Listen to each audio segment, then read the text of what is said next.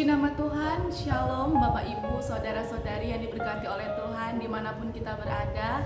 Saya kenen percaya kita semua dalam keadaan sehat, dalam keadaan yang diberkati oleh Tuhan. Kalau kita ada sebagaimana kita ada sampai saat ini, itu semua karena berkat kemurahan Tuhan.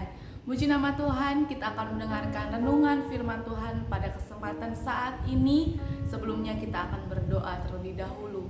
Bapa, terima kasih buat kesempatan ketika kami mendengarkan, punya rasa haus dan lapar akan kebenaran firman-Mu. Engkau hadir tengah-tengah kehidupan kami, memenuhi, memuaskan hasrat kami ketika kami haus akan Engkau ya Tuhan. Beri pengertian kepada kami akan kebenaran firman-Mu, sehingga firman-Mu yang datang di dalam kehidupan kami menguatkan iman percaya kami kepadamu. Terima kasih Tuhan, jalannya santapan rohani ini kami serahkan ke dalam tangan kuasa Tuhan, Tuhan yang berdaulat atas kehidupan kami, memberkati mengurapi kami semua hanya di dalam nama Tuhan Yesus Kristus. Haleluya, amin. Puji nama Tuhan, Bapak Ibu, Saudara-saudari yang diberkati oleh Tuhan. Sama-sama kita buka di dalam Markus 5 ayat yang ke-27 sampai 28. Markus 5 ayat 27 sampai ayat yang ke-28. Demikian firman Tuhan. Dia sudah mendengar berita-berita tentang Yesus, maka di tengah-tengah orang banyak itu, ia mendekati Yesus dari belakang dan menjamah jubahnya. Ayat 28, sebab katanya, asal ku jamah saja jubahnya, aku akan sembuh. Kemudian firman Tuhan pada kesempatan hari ini akan saya beri judul Iman yang beri kita menang. Iman yang beri kita menang. Lewat kesaksian dari seorang perempuan yang sedang sakit 12 tahun pendarahan, membuat iman percayanya menjadi kekuatan di dalam kehidupannya, mendorong dia untuk sembuh. Bapak Ibu yang diberkati oleh Tuhan, saudara-saudari yang diberkati oleh Tuhan, iman seorang perempuan membawa kesembuhan ketika dia menjamah jubah Yesus. Bukan jubahnya yang ada kuasa, tetapi pribadi Yesus yang ada kuasa untuk menyembuhkan perempuan yang sakit pendarahan 12 tahun lamanya. Bukan waktu yang singkat, tetapi waktu yang lama dalam penderitaannya. Tetapi imannya menggugahnya, membuatnya untuk punya keinginan untuk sembuh. Ya, iman seorang perempuan membawa kesembuhan ketika dia menjamah jubah dari Yesus. Itu di dalam pikirannya.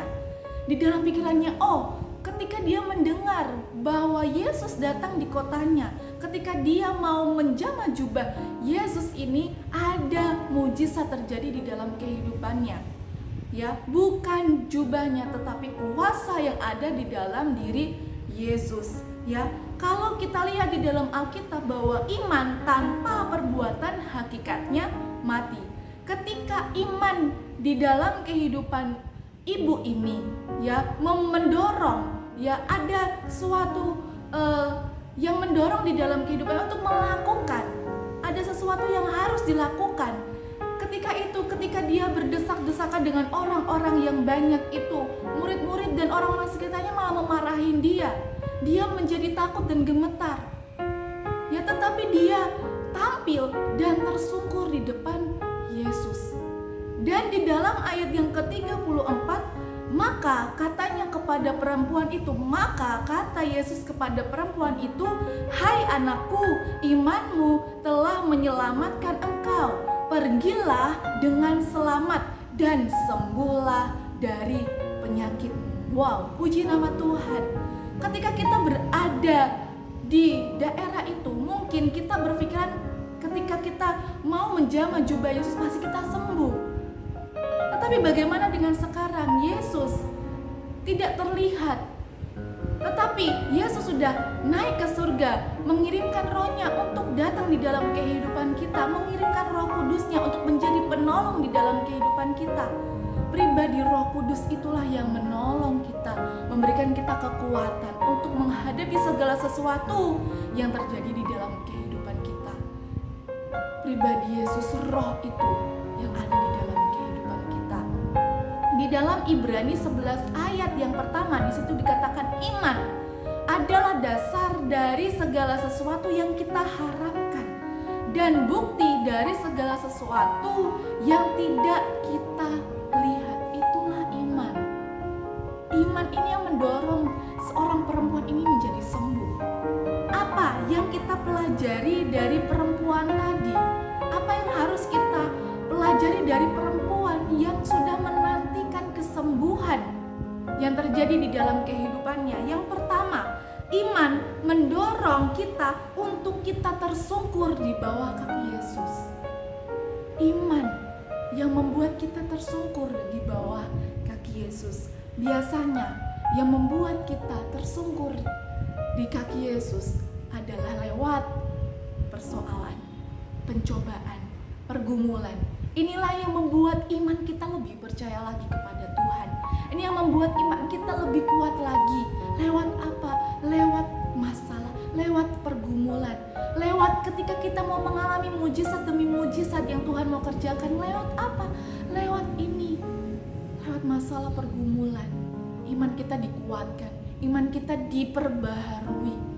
Yang kedua, iman membawa kita untuk mendorong kita mendekat kepada Tuhan, untuk kita terus punya rasa haus kepada Tuhan, untuk punya rasa lapar akan kebenaran firman Tuhan. Iman yang membawa kita untuk mengalami kemenangan lepas kemenangan yang daripada Tuhan. Ya, iman mengerjakan segala sesuatu yang positif, yang baik dan benar di hadapan Tuhan.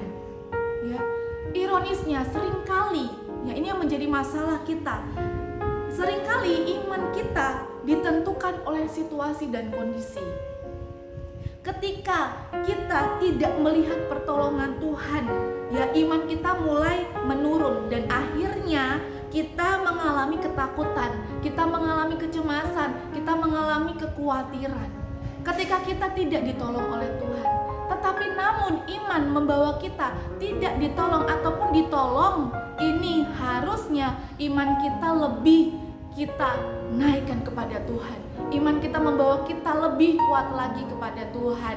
Nah, puji nama Tuhan, di dalam Ibrani 11 ini ya, di ayat-ayat yang selanjutnya ada kesaksian-kesaksian dari tokoh-tokoh Alkitab, baik Habel, ya karena iman Habel telah mempersembahkan kepada Allah korban yang baik dan benar, ya, dan juga Henok, karena iman Henok terangkat supaya ia tidak mengalami kematian dan mengangkatnya, sebab sebelum ia terangkat ia memperoleh kesaksian, ia berkenan kepada Allah. Ya, puji nama Tuhan, ada iman yang memberi kemenangan lewat apa? Lewat pergumulan, situasi, kondisi saat hari ini. Hari-hari ini apa yang harus kita kerjakan? Kalau tidak kita mendekatkan diri kita kepada Sang Pencipta kita. Ya, kita mau lebih dekat lagi kepada Tuhan, membangun mezbah kita kepada Tuhan. Ya, karena di dalam hadirat Tuhan ada kekuatan yang Tuhan mau kerjakan di dalam kehidupan kita. Ya, puji nama Tuhan. Ayat yang terakhir di dalam Ibrani 11 ayat yang ke-6. Mari kita baca di dalam Ibrani 11 ayat yang ke-6. Demikianlah firman Tuhan. Tetapi tanpa iman tidak mungkin orang berkenan kepada Allah. Sebab barang siapa berpaling kepada Allah, ia harus percaya bahwa Allah ada dan bahwa Allah memberi upah kepada orang yang bersungguh-sungguh mencari Dia. Bersungguh-sungguhlah kita mencari Tuhan, mencari Dia. Ya, jadilah kepadamu menurut imanmu. Jadilah kepadamu menurut imanmu. Puji nama Tuhan, kebenaran firman Tuhan pada saat hari ini memberikan kekuatan di dalam kehidupan kita untuk kita terus memperkuat iman kita kepada Tuhan. Hari-hari ini kita harus menguatkan iman kita. Ya, bukan iman saja yang kita tambahkan, tetapi iman percaya kita kepada Tuhan harus terus kita tambahkan kepada Tuhan. Tuhan yang memberi kemenangan di dalam kehidupan kita. Amin. Puji nama Tuhan, mari kita berdoa. Segala pujian syukur kami naikkan kepadamu Tuhan. Terima kasih buat firman-Mu yang sudah datang di dalam kehidupan kami, mengajarkan kami untuk kami tetap kuat, iman kami tetap menyala-nyala di dalam Engkau, iman kami tetap teguh di dalam Engkau Tuhan. Karena Engkau Allah yang memberikan kemenangan di dalam kehidupan kami. Kalau Tuhan tolong di dalam kehidupan kami, baik Tuhan tidak tolong di dalam kehidupan kami mau tetap beriman kepada Engkau ya Bapa. Iman kami tidak akan pernah goyah di hadapan-Mu ya Tuhan. Terima kasih Tuhan buat kebenaran firman-Mu pada saat hari ini. Kami mau menerimanya dan firman-Mu tertanam di dalam kehidupan kami, sehingga memampukan kami untuk kami menjadi pelaku-pelaku akan kebenaran firman-Mu. Terima kasih Tuhan, terima kasih mau memberkati kami semua dimanapun kami saat ini. Tuhan jaga dan lindungi kami, Tuhan jauhkan dari hal-hal yang tidak berkenan di hadapan-Mu. Sakit penyakit tidak berhak di dalam kehidupan kami, tetapi karena Engkau Allah yang ada di dalam kehidupan kami, yang sanggup menyembuhkan dan menolong dalam kehidupan kami. Terima kasih Tuhan, terima kasih. Ini yang menjadi doa ucapan syukur kami pada saat hari ini. Kami mengalaskannya hanya di dalam nama Tuhan Yesus Kristus. Haleluya, amin. Puji nama Tuhan. Tuhan Yesus memberkati. Tetap semangat, tetap jaga kesehatan.